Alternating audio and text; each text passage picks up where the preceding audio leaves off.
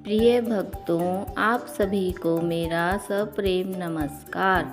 आज हम महर्षि वाल्मीकि के जीवन के बारे में कुछ महत्वपूर्ण बातें जानेंगे, क्योंकि आज वाल्मीकि जयंती है और इसे महर्षि वाल्मीकि के प्रगट दिवस के रूप में भी मनाया जाता है।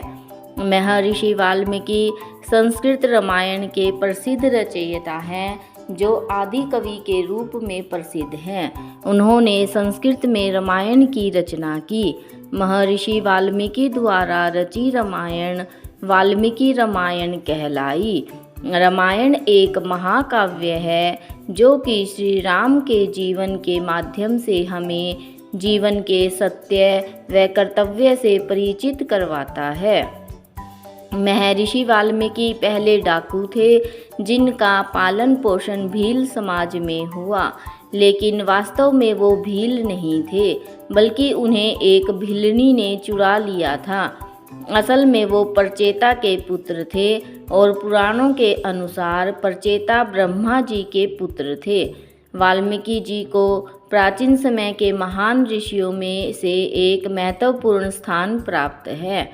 रामायण के रचयिता होने के साथ साथ वाल्मीकि जी एक हिंदी कवि के रूप में भी प्रसिद्ध हैं।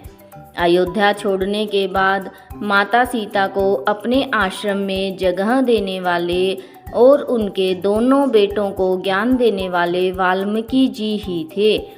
उन्हें एक प्रसिद्ध हिंदी कवि के और ज्योतिषी के रूप में भी माना जाता है। तो आइए अब हम सभी जानते हैं कि इतने महान संत जो पहले डाकू थे, वो डाकू से संत कैसे बनते हैं। महर्षि वाल्मीकि का वास्तव में नाम रत्नाकर था, जिनका जन्म जंगलों में रहने वाले भील समाज के बीच में हुआ। इसलिए उन्हें भील समाज का कार्य अपनाया, जो कि था डाकू बनना। वह अपने परिवार के पालन पोषण के लिए जंगलों से गुजरने वालों को लूट लिया करते थे और अगर ज़रूरत पड़ती तो मार भी देते थे। इस तरह वो अपने पापों का घड़ा लगातार भरते गए। एक दिन उस जंगल में से नारद मुनि गुजर रहे थे। रत्नाकर ने उन्हें बंदी बना लिया था।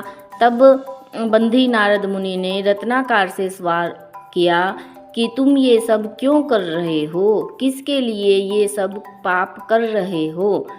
तो इस पर रत्नाकर ने जवाब दिया कि मैं अपने परिवार के पालन पोषण के लिए ये सब कर रहा हूँ।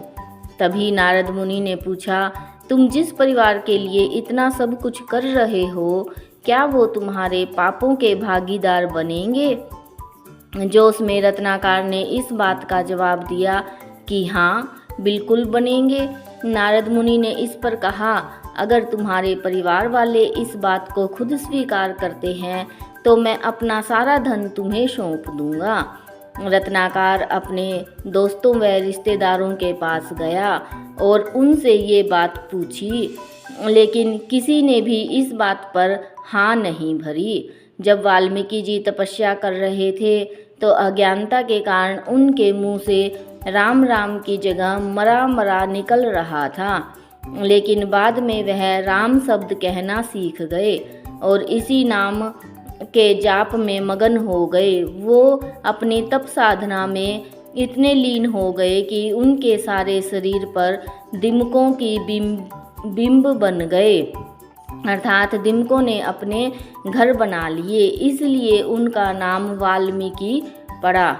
रत्नाकर के मन पर इस बात का गहरा असर हुआ। उसने बुराई का रास्ता छोड़कर अच्छाई का रास्ता अपनाने का फैसला ले लिया। उसने कई वर्षों तक ध्यान लगाया और तपस्या की।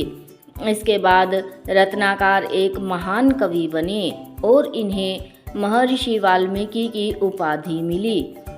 इन्होंने महाकाव्य रामायण की संस्कृत में भी रचना की है, जो इनके महान होने का एक सबूत है।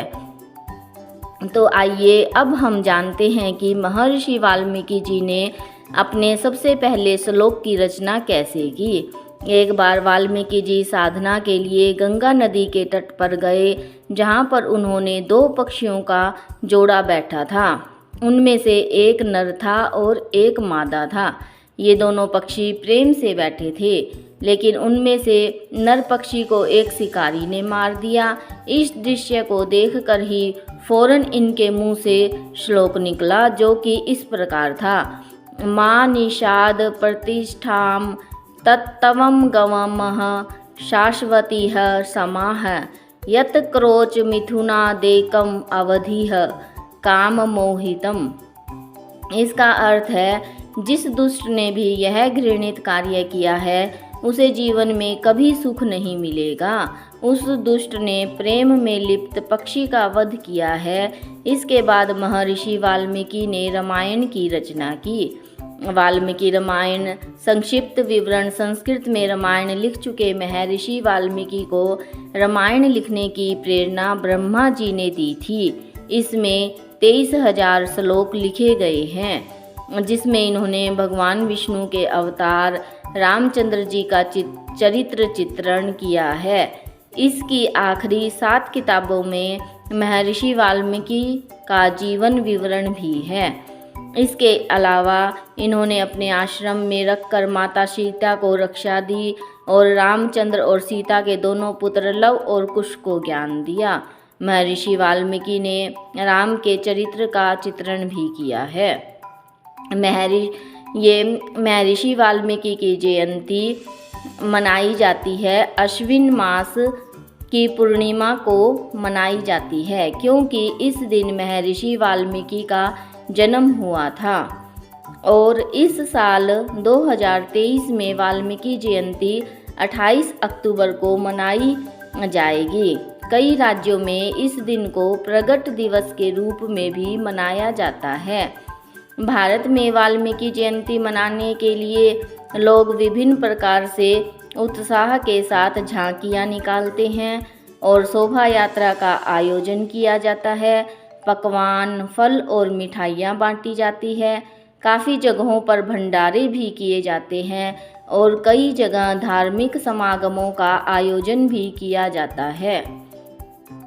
जय जय वाल्मीकि भगवान, जय जय वाल्मीकि भगवान।